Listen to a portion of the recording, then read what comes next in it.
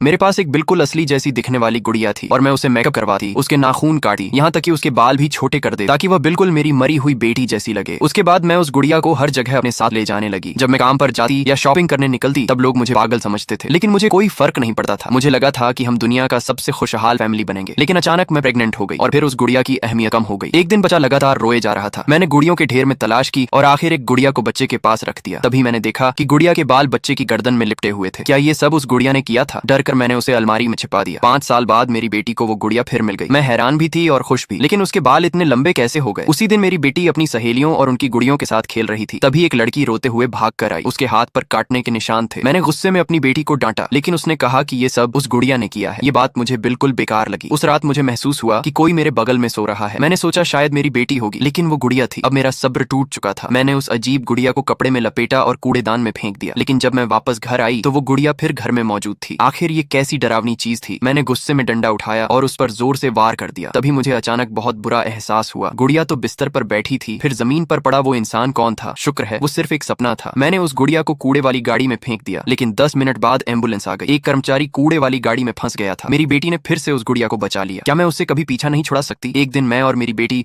लुका छिपी खेल रहे थे। तभी मैंने उस गुड़िया को वॉशिंग मशीन